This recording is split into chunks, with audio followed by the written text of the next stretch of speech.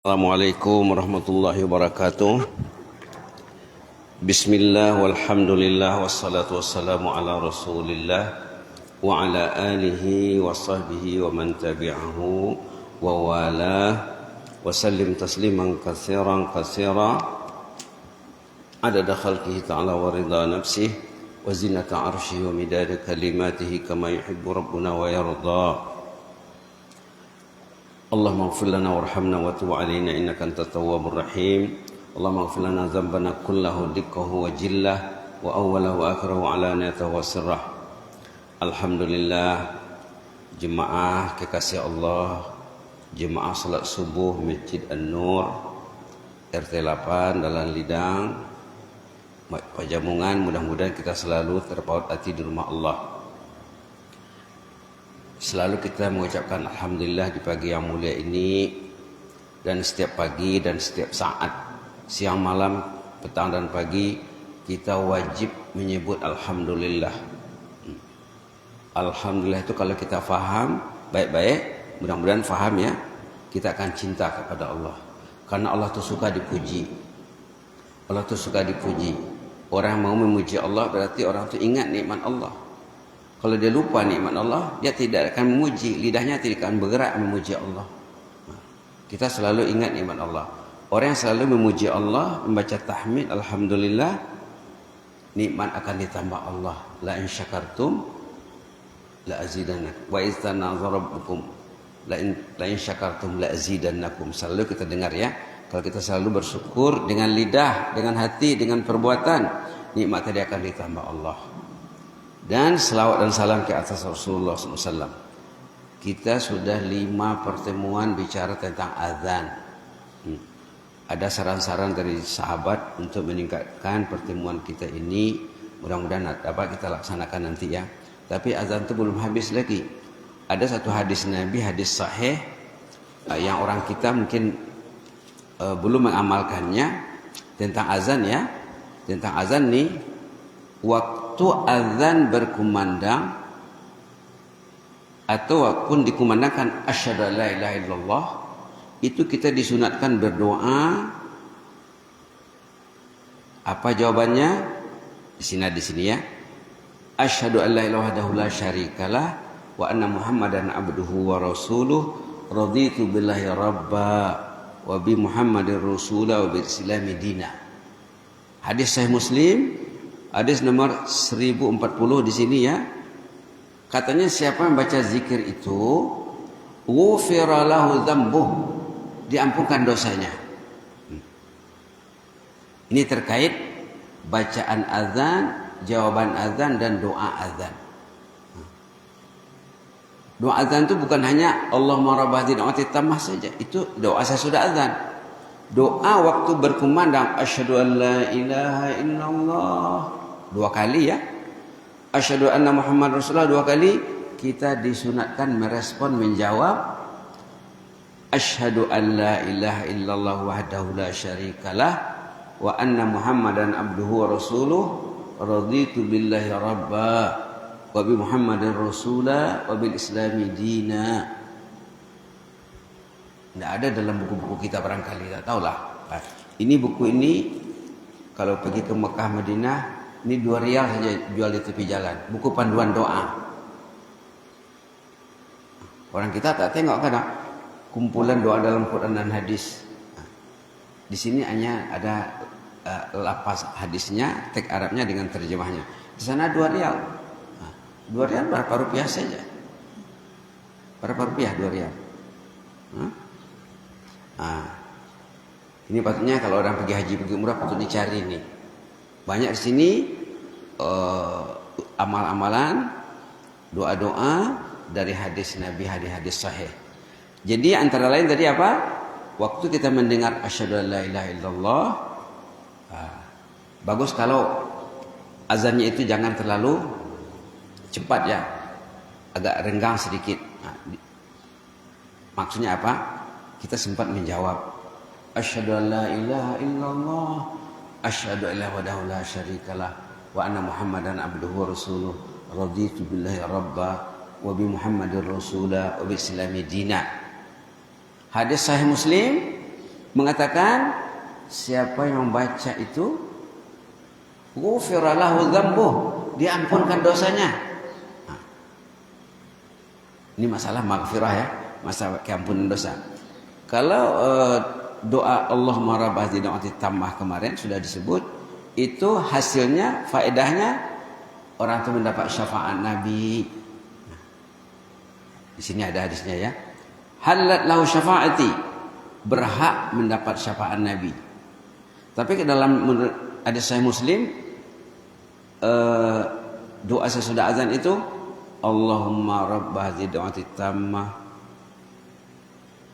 wassalatil qa'imah ati Muhammadan al-wasilata wal fadilah wa ba'athu maqam mahmud alladzi wa'attah. Ini menurut hadis Bukhari ini, bukan Muslim ya, hadis Bukhari.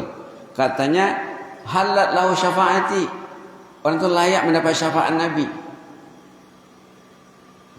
Pulangannya, hasilnya, faedahnya, doa sesudah azan itu melayakkan kita mendapat syafaat Nabi. Orang kita selalu dengar, kalau rajin sholat saja, rajin berselawat atas Nabi, mudah-mudahan dapat syafaat Nabi. Tapi kalau dia tidak menjawab azan, tidak mendengar azan, masalah orang itu. Azan tidak didengarnya, azan tidak dijawabnya, doa azan tidak dilaksanakannya. Padahal ini hadis yang kuat ya, hadis Bukhari. Jadi seperti yang disebut setelah ini, walaupun kita belum masuk masjid, dalam perjalanan atau di rumah, pastikan kita jangan lupa baca doa tadi. Allahumma rabb hadhihi da'wati tammah wassalatil qa'imah ati Muhammadanil wasilata wal fadilah wa ba'athu maqaman mahmudan allazi wa'attah. Ada sambungan innaka la tukhliful mi'ad, innaka la tukhliful mi'ad. Itu riwayat lain ya. Kalau satu riwayat, hadis kan banyak riwayat. Sampai situ pun sudah cukup. Mau tambah lagi, innaka la tukhliful mi'ad, engkau tidak menyalahi janjimu ya Allah. Bagus juga ya.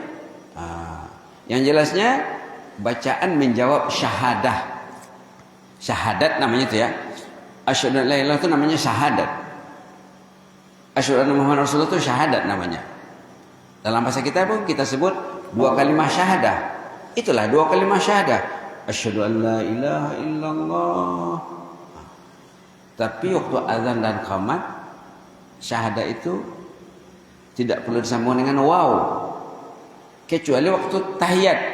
Nah, kalau tahiyat, asyhadu an la ilaha illallah wa asyhadu anna Muhammadar Rasulullah. Kalau untuk qamat waktu azan tidak perlu. Kadang-kadang kita dengar qamat mereka pakai waw. Dalam buku dibilang, ulama bilang kalau qamat tidak perlu pakai waw.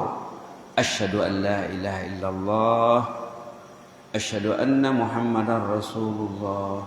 Cukup itu saja. Tidak perlu asyhadu an la ilaha illallah wa asyhadu anna Muhammadar Rasulullah. Waw itu letaknya waktu tahiyat. Nah, asyhadu an la ilaha illallah wa asyhadu anna Muhammadar Rasulullah. Jadi syahadat muadzin itu perlu kita respon, kita sokong dengan apa tadi?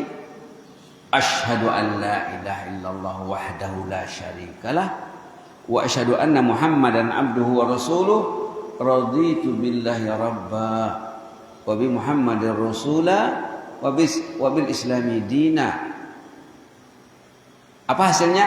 Ghufira lahu dzambuh, diampunkan dosanya. Nanti mungkin dibuat kertasnya ya. Kertas doa ini ada PDF-nya. Kalau nanti ketua BKM mau, saya kirim PDF-nya. Seorang-seorang bisa print nanti. Ada PDF-nya. Lengkap. Mendownload gratis ya. Free. Tidak membayar. Nanti saya kirim PDF-nya. Lengkap buku ini. Ada edisi Arab. Ada terjemahan Indonesia. Ada terjemahan Inggris. Dan diterjemahkan ke seluruh bahasa dunia. Buku ini. Buku terlaris di sana ya. Buku tentang doa yang disusun berdasarkan Quran dan hadis. Banyak lagi di sini, tapi untuk kali ini cukup untuk azan saja ya. Untuk azan saja. Amalan azan yang belum menyerap dalam masyarakat kita, yang belum diamalkan oleh komunitasnya kita, doa bacaan merespon 2 kalimat syahadahnya azan belum lagi menyerap ya, padahal dalam hadis sahih. Mungkin dalam kitab fikih mungkin tidak ada ya, itu maka orang kita selalu pedomannya kitab fikih saja, dalam fikih tidak ada lah. Padahal dalam hadis ada ya. Apa tadi jawabannya?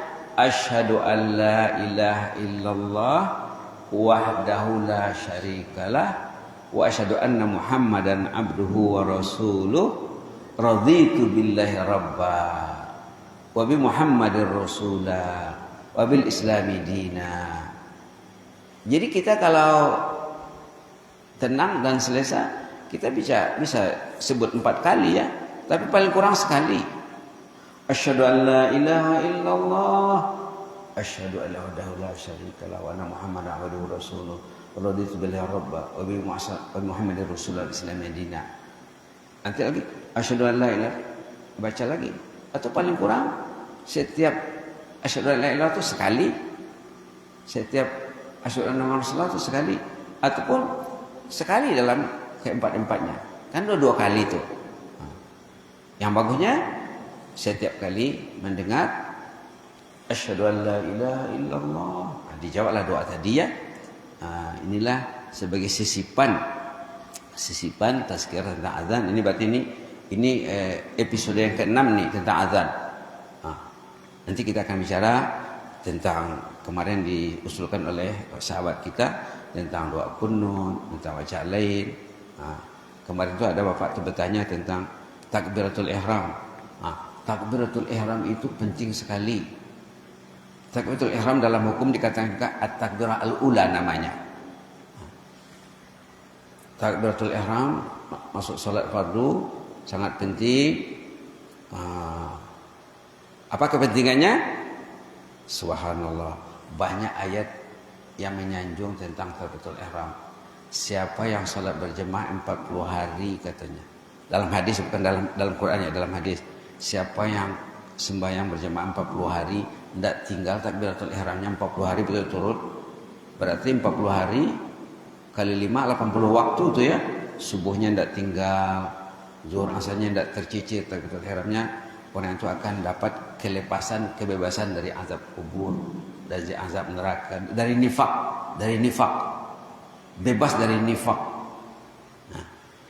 Penyakit yang melanda umat dari dulu sampai sekarang dan berkembang terus setiap hari, penyakit nifak namanya. Kalau bapak rajin tengok nanti di Google 50 tanda munafik, nampak di situ 50 tanda munafik. Nifak itu munafik ya. Siapa yang sholat berjamaah 40 hari tidak tinggal takbiratul ihram, dianggap dia itu bebas dari nifak, kemunafikan. Satu riwayat bebas dari tak silap azab kubur gitulah. Pentingnya takbiratul ihram. Dan sebelumnya sudah disebut, dalam Ramadan juga disebut, siapa yang telat takbiratul ihramnya, imam dah mulai membaca bismillah, walaupun sembahyang yang sir ya, sembahyang asar zuhur contohnya, imam dah membaca bismillah, di belakang baru Allahu Akbar. Kata ulama yang membahaskan masalah ini, katanya orang tuh rugi. Dia datang, dia masbuk, hanya telat takbiratul ihram saja. Rugi orang tuh, kerugiannya tidak dapat dinilai atau dibayar, ditutupi, ditebus dengan semua kekayaan dunia ini. Itu hebatnya Allahu Akbar tuh ya. Allahu Akbar, Allah Maha Agung, Allah Maha Besar. Kalau orang tuh telat takbiratul ihram,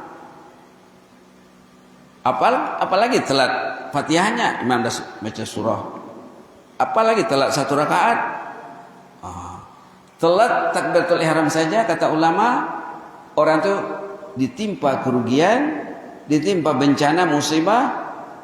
Kerugiannya kalau dinilai dengan uang, orang kita selalu ingin menilai dengan uang, maka ulama mengatakan kalau dinilai dengan uang lah, katanya orang terlambat takbiratul ihram itu, kerugian yang menimpanya tidak dapat dibayar dengan semua kekayaan dunia ini.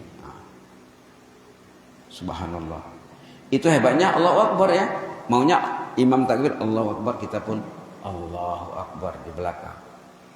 Ada lagi analisa ulama, katanya apa? Ini terkenal namanya Sulaiman Ad-Darani namanya. Orang itu kalau dia telat atau tak datang, itu yang penyebab dia telat atau tak datang itu adalah dosa katanya. Wala yafutu ahadan salatun illa bidzambin, kata ulama. Orang yang telat itu karena dosanya, Allah menyiksanya, dia banyak dosa, banyak kasus dengan Allah, dijadikan orang itu terlambat. Tak ke masjid. Kenapa tak ke masjid? Dosa. Ini ulama yang meneliti ini ya. Kenapa tak sembahyang sunat? Dia sembahyang fardu, sunat tak buat, qabliyah tak buat. Yang ada qabliyah. Ba'diyah tak buat, yang ada ba'diyah. Katanya dosa. Duha tak buat. Kenapa tak salat duha? 2 rakaat saja dah cukup. Tapi dia tak buat. Kenapa kata ulama?